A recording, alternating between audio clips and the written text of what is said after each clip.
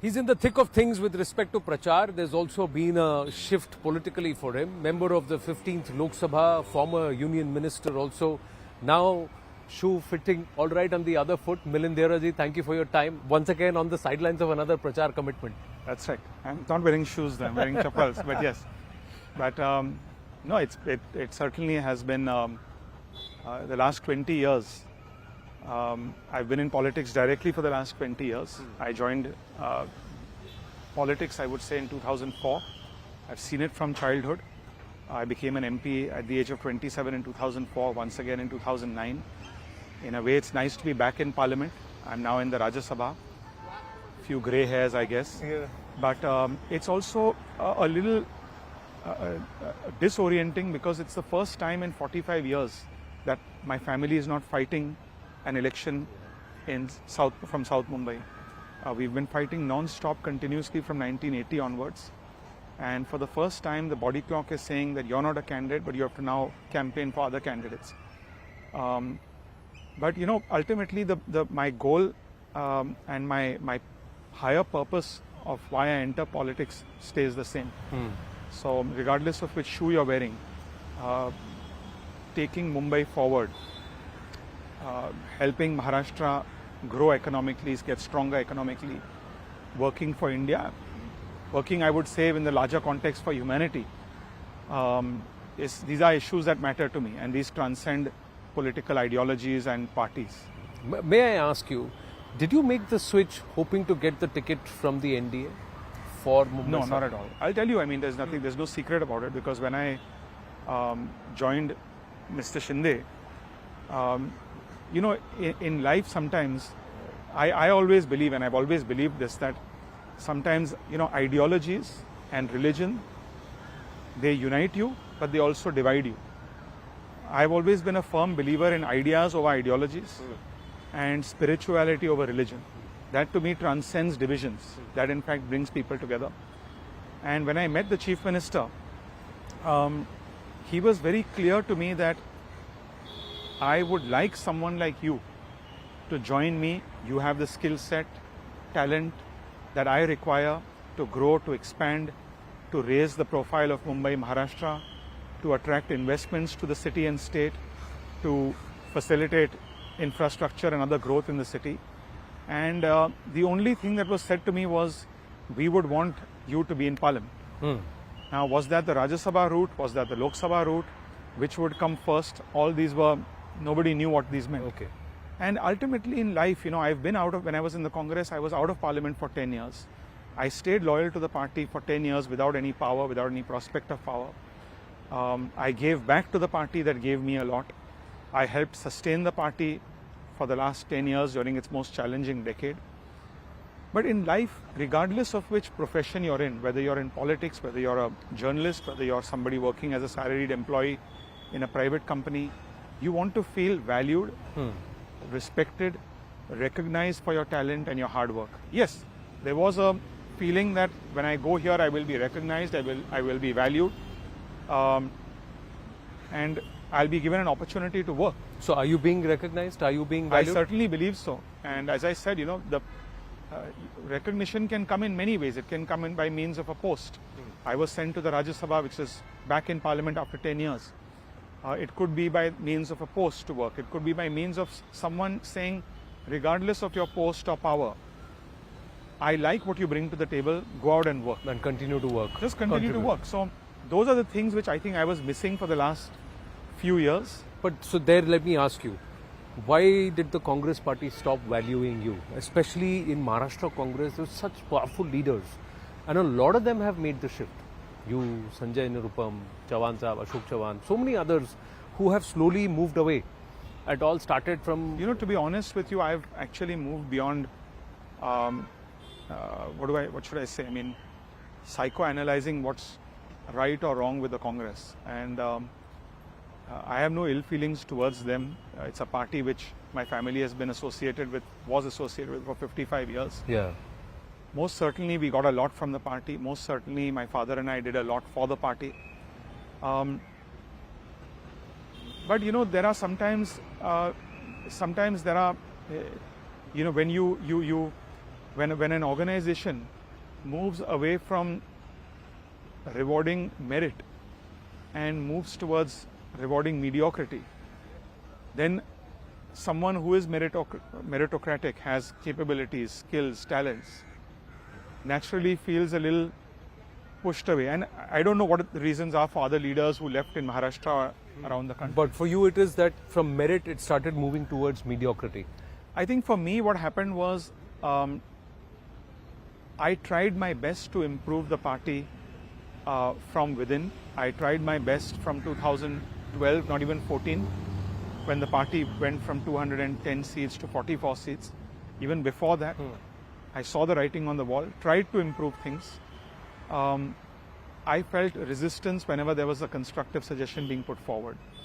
And I felt resistance from a certain group of people who didn't want that feedback to reach certain people, who had a view that, this constructive feedback is dangerous. We should not encourage people to speak about what's right. And it happens in any organization. There's a capture in an organization where it can happen to any non-political organization also, where there's a capture of people who don't care about the prospects of that organization or the future of that organization. They're only interested in their own survival and their own preservation. That's a very strong statement that you make, Milindji, and I want to ask you this because you had the ear of Rahul Gandhi. You could reach to him directly. So you could not bypass this coterie or grouping of people. Again, there's no point analyzing that. Maybe it'll be left for my memoirs whenever I pen that. But there was a lot I was able to do. I was able to arrange, going back to 2018, I arranged his first trip overseas, which had a huge impact in allowing him to position certain ideas. But as I said, these are things which you can try. Sometimes you succeed, sometimes you fail. I found it difficult at some level to be heard and to express myself freely, honestly. I could see certain mistakes that we were making, that the Congress was making at the time, which were going to lead to the downfall of the Congress. I tried to preemptively suggest that we should steer clear of that.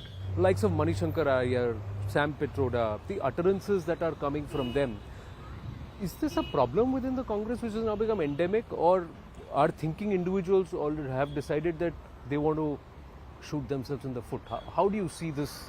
Honestly, and do you agree with a lot of what is being espoused? Because these are all people who claim to have a close ear and they are senior voices and advisory roles. Look, to be fair and to be very balanced, these are individual voices. I don't know if these are party voices, but certainly people who are habitual offenders, people who have a habit of shooting their mouth off and cannot resist the lure, with due respect, of being in the media and of being seen and getting 15 seconds of fame, and for that are willing to say anything regardless of what impact it has in their own organization or their own poll prospects.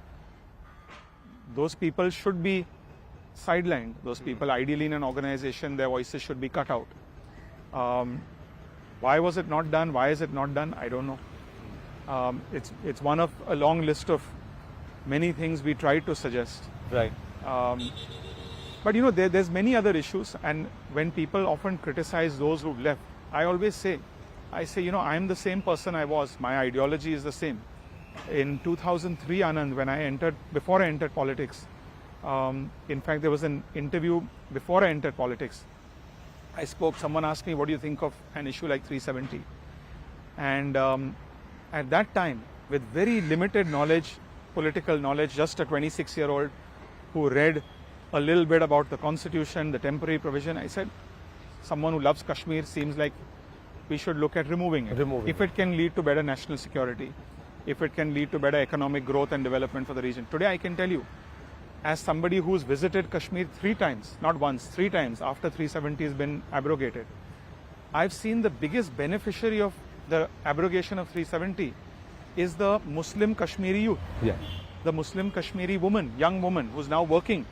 I would never see a woman in the restaurant or in a hotel. Today I see women working in a hotel and restaurant.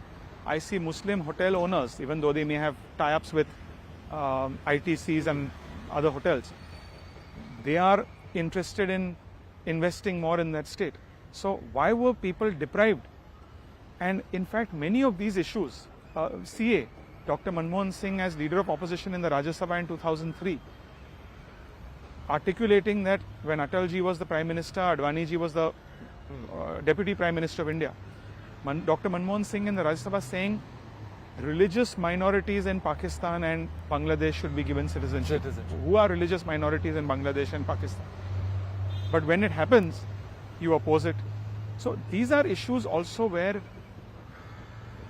people sometimes have stayed true to what they believe in.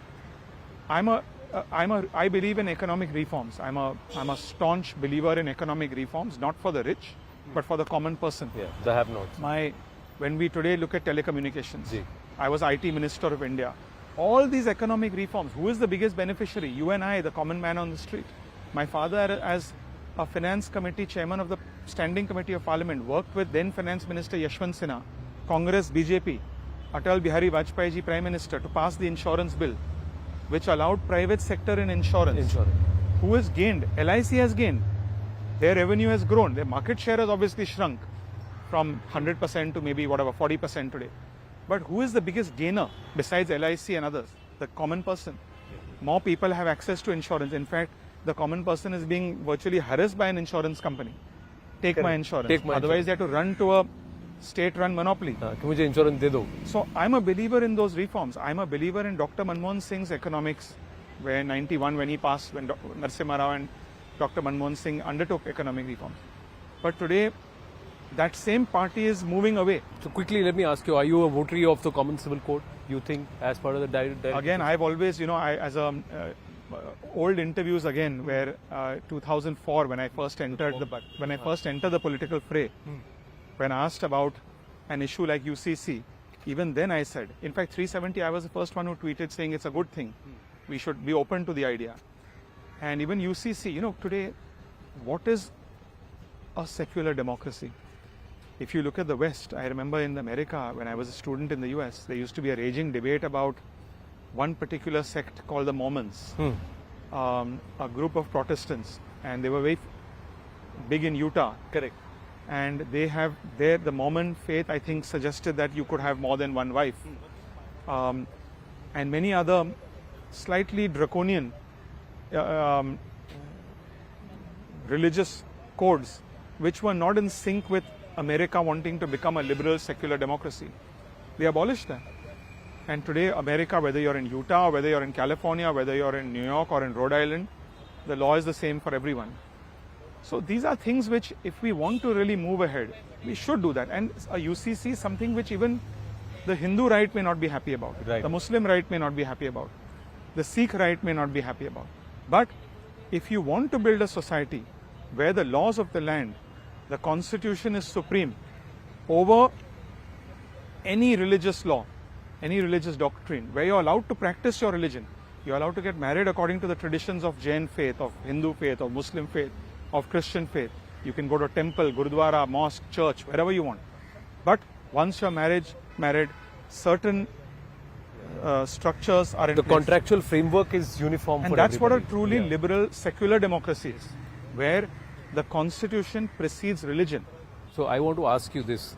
Maharashtra, now the Shinde Shiv Sena has got the Dhanush Ban, so they are the real Shiv Sena.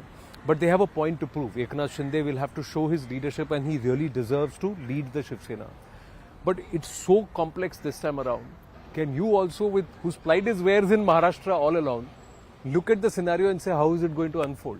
Maharashtra has seen a lot of stability in its politics for the last 30-40 years.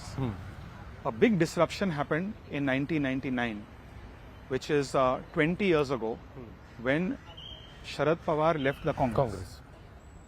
It was a big disruption. But soon after leaving the Congress and fighting against the Congress in 1999 in the Lok Sabha, Vidhan Sabha elections which happened together, he joined hands with the Congress and formed a government in the state. The central government was Atal Bihari Vajpayee ji's government. So that disruption was limited. Yes, you saw people move away from Shiv Sena, you saw Narayan Rane, you saw Raj Thackeray, which I would say was a big disruption in Maharashtra politics. You saw the rise of Raj Thackeray in 2008 and 9. Chhagan Bhujbal also was there. Yes, there were many leaders. But 19, what happened when the then Shiv Sena joined hands with the Congress was something which nobody could imagine. As a former congressman, I could not imagine it. Tectonic shift, no? Ideological. It was an ideological tectonic shift. It was a tectonic shift where it was even bigger than Congress aligning with Chandrababu Naidu 5 years ago. It was a massive tectonic shift. And that has led to further disruptions.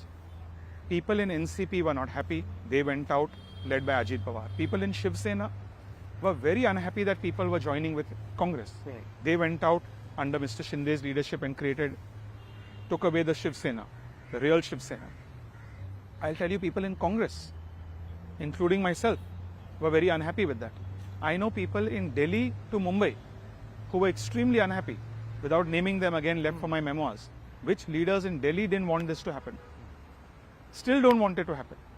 Because Congress also knew that when Congress has aligned with a party, that party ends up eating the Congress. And this is true of West Bengal, this is true of Delhi, this is true Tamil of UP, Nadu. True of Tamil Nadu. In fact, Tamil Nadu and UP, it's been half a century where the Congress has not been failed able to to come revive without being dependent on these regional parties. Delhi with Aam Aadmi Party is a recent example. West Bengal is a recent example. So congressmen were aware of that. But now this disruption has happened. Ultimately, the test will happen on the 4th of June. And I'm confident that this alliance, the Mahayuti, the NDA alliance, is saying we are who we were. We stand for what we stood for. There is more confusion. Yes, there was time in distributing tickets, in agreeing on candidates. But once sorted out, everyone is working harmoniously. Everyone has a common agenda. There's no confusion.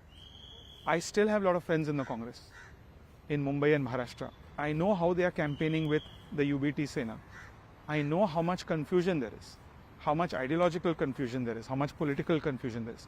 So if you were to ask me, if you had to, as they say, put money on something, I would certainly say Mahayuti has a very, very good chance of coming very close to retaining their number, I think, of 41 seats in 2019 out of 48 seats in Maharashtra. And you're right, Maharashtra is important.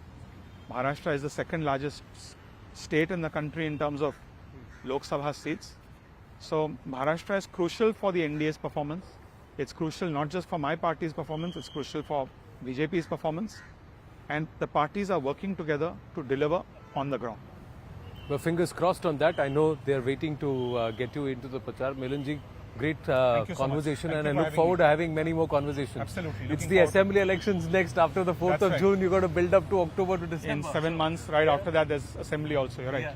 So and there'll be municipal elections, local body elections. So at that time, you really have to get, you'll be hitting the ground hard, Absolutely. and we will be there in the thick of the action with you. Thank you so much. Thank you. Good Thank to you see so you. much. Take Thank you. care. Thank you. Namaste.